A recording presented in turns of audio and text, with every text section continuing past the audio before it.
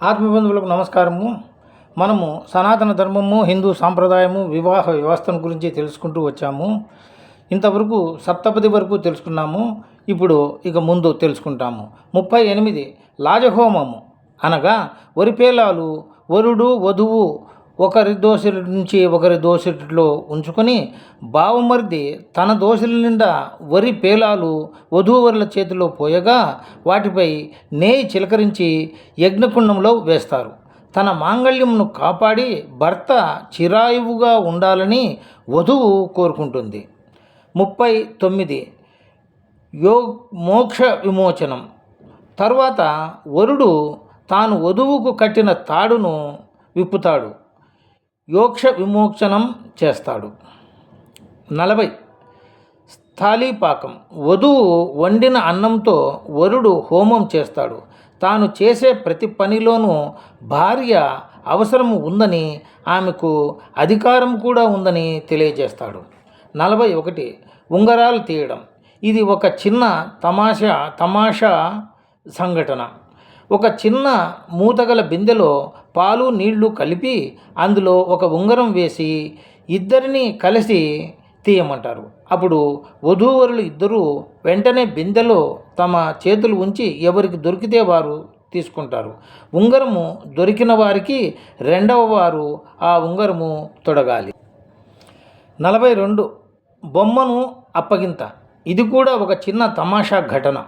వధువు యొక్క ఆడపడుచు ఒక చిన్న కొయ్య బొమ్మని ఉయ్యాలలో ఉంచి దీనిపై వసంతం వేసి నాకు పాపనిస్తావా లేక పాడి ఆవునిస్తావా అని అడిగితే పాపనే ఇస్తాను అని వధువు చెబుతుంది. ఇది అంతా కేవలం వదిన మరదళ్ల మధ్య సమన్వయము, సంతోషము, సత్సంబంధాలు కలగాలని, వాటి యొక్క ప్రేమలు పెరుగుట కొరకై ఇలా చేయిస్తారు. 48 నాగవల్లి. ఇందులో వధువుకు వారి బంధువులు చీరలు నగలు పెడతారు.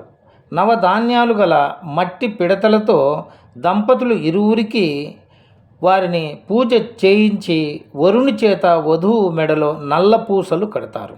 44 ధ్రువ నక్షత్రము. వధూవరులకు ఆకాశంలో ధ్రువ నక్షత్రాన్ని చూపుతారు. ధ్రువుడు సాక్షాత్తు మహావిష్ణువునే తన గాఢమైన తపస్సు ద్వారా సాక్షాత్కరించుకొని ఆకాశములో నక్షత్రంగా వెలిసినాడు.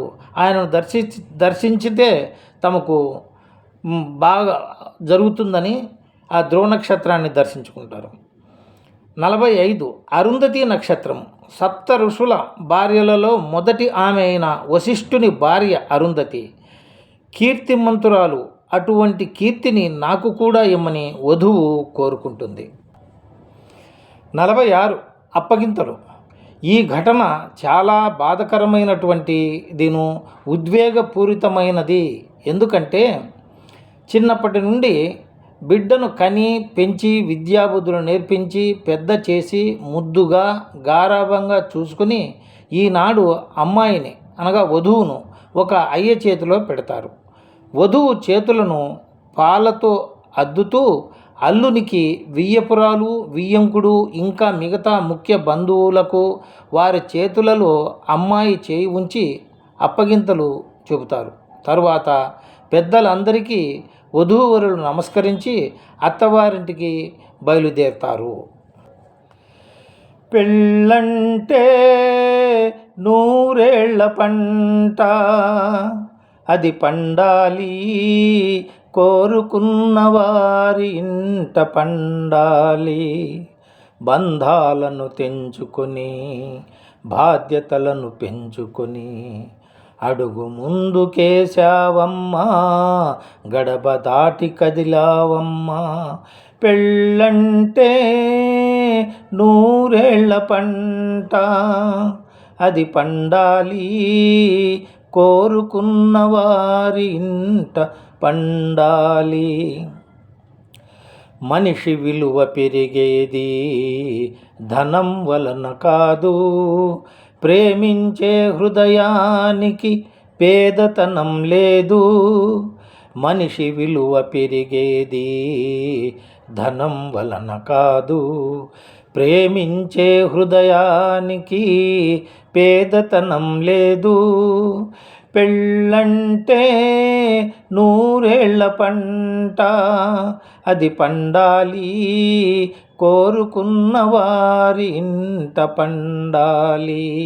బంధాలను తెంచుకొని బాధ్యతలను పెంచుకొని అడుగు ముందుకేశావమ్మా, గడప తాటి కదిలావమ్మా. పెళ్ళంటే నూరేళ్ల పంట అంటూ తల్లిదండ్రులు ఒకంత బాధతోనూ దుఃఖంతోనూ తన కూతుర్ని అల్లుడి చేతిలో పెట్టి సాగనంపుతారు. 47. అత్తమామలకు వధువు పూజ. కొత్తగా వచ్చిన వధువుకు అత్తమామలు బొట్టు పెట్టి నూతన వస్త్రాలు ఇచ్చి వధూవరులు ఇద్దరికీ పూలదండలు వేసి లోనికి ఆహ్వానిస్తారు.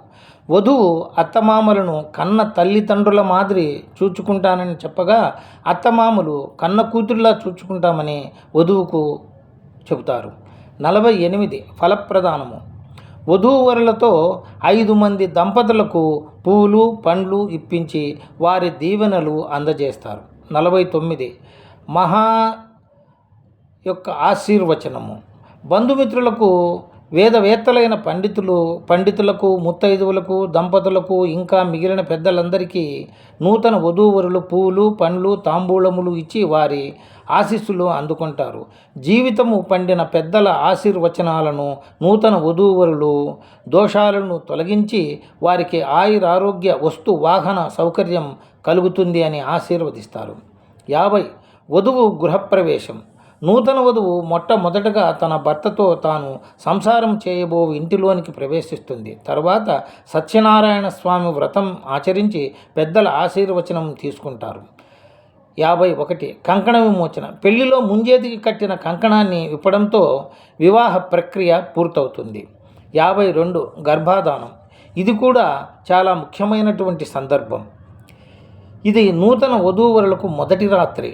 ఈ రాత్రి సాధారణముగా వధువు ఇంటిలో చేయబడుతుంది. పానుపు మీద కూర్చుని నూతన వధూవరులు 5 మంది ముత్తైదువులకు తాంబూలాలు ఇచ్చి వారి ఆశీర్వచనాలు తీసుకుంటారు. 53. 16 రోజుల పండగ. పై కార్యక్రమములు ముగిసిన పిమ్మట 16వ రోజున వరుని ఇంటిలో వధూవరులు వారి తల్లిదండ్రులు బంధుమిత్రులతో కలిసి 16 రోజుల పండుగను చాలా వేడుకగా ఆనందంగా రంగరంగ వైభవంగా జరుపుకుంటారు. ఈ పండుగతో పెళ్లి తంతు కార్యక్రమం మొత్తము పూర్తి అయినట్లే. శుభం. ఇంతటితో ఈ హిందూ సాంప్రదాయంలో వివాహ వేడుకలు అన్నీ ముగిసినవి. ఇంతటితో ఈ యొక్క వీడియోను ముగిస్తున్నాను. నమస్కారము. మీకంతా ఆయురారోగ్య ఐశ్వర్యాలు కలిగి ఆనందంగా ఉండాలని, మానసిక శాంతి కలగాలని కోరుకుంటూ